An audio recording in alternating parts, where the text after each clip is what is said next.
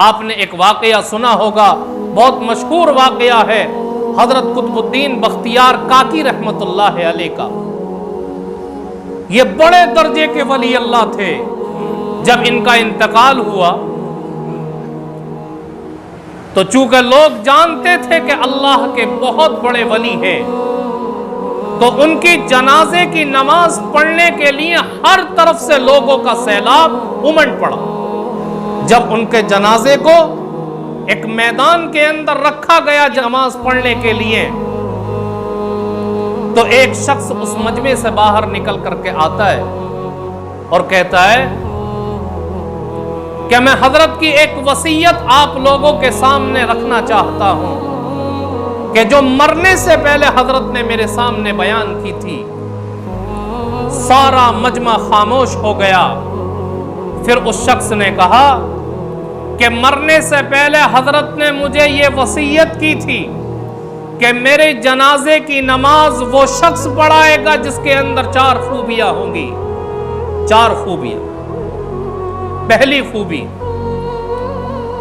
پوری زندگی کبھی اس کی تکبیر اولا فوت نہ ہوئی ہو۔ دوسری، کبھی تہجد کی نماز بھی اس کی فوت نہ ہوئی ہو۔ تیسری، کبھی اس نے غیر محرم کے اوپر بری نظر نہ ڈالی ہو۔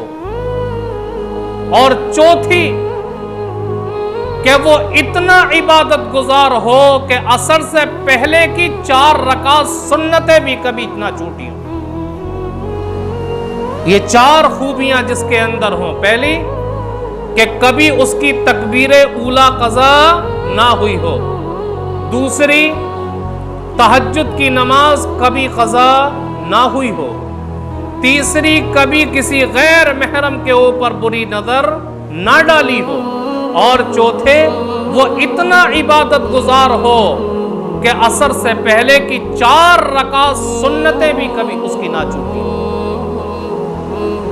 جس کے اندر یہ 4 خوبیاں ہوں وہ آگے آئے اور حضرت کے جنازے کو پڑھائے۔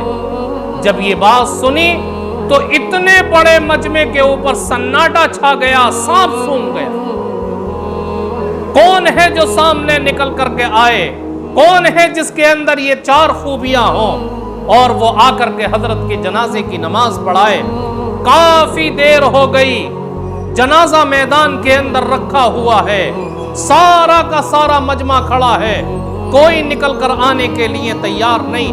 جب کافی دیر ہو گئی تو ایک شخص مجمع سے روتا ہوا نکلتا ہے اور قطب الدین بختیار کاکی رحمت اللہ علیہ کے جنازے کے پاس آتا ہے اور جنازے سے کپڑا اٹھا کر کے کہتا ہے، قطب الدین تم تو دنیا سے فوت ہو کر کے چلے گئے لیکن مجھے لوگوں کے درمیان رسوا کر کے چھوڑ گئے۔ لوگوں نے دیکھا کہ وہ کوئی معمولی آدمی نہیں تھا، اس وقت کا بادشاہ۔ تو اس بادشاہ نے لوگوں کے سامنے قسم کھا کر کے کہا کہ میں اللہ کو حاضر و ناظر جان کر کے کہتا ہوں کہ یہ 4 خوبیاں میرے اندر ہیں۔ پھر التمش نے حضرت قطب الدین بختیار کاکی رحمت اللہ علیہ کے جنازے کی نماز پڑھا۔ یہ کون آدمی ہے؟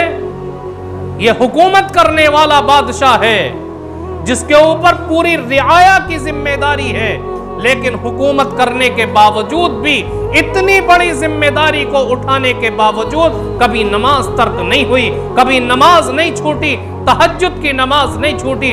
آج ہم تو چھوٹی سی دکان چلاتے ہیں، چھوٹا سا کاروبار ہے اور ہزاروں بہانے بنا کر کے نماز کو ترک کر دیا جاتا ہے۔ اللہ رب العزت جب سوال کرے گا تو ہمارے پاس کوئی جواب نہیں ہوگا۔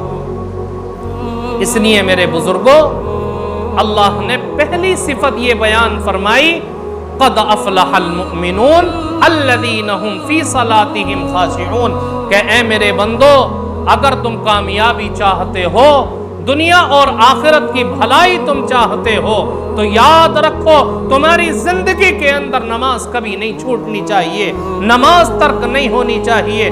اگر نماز ترک ہوئی تو اللہ رب العزت کے یہاں باز پرس ہوگی، اور اللہ کے نبی فرماتے ہیں کہ کل قیامت کے دن سب سے پہلے اگر کسی چیز کا حساب ہوگا تو نماز کے متعلق حساب ہوگا۔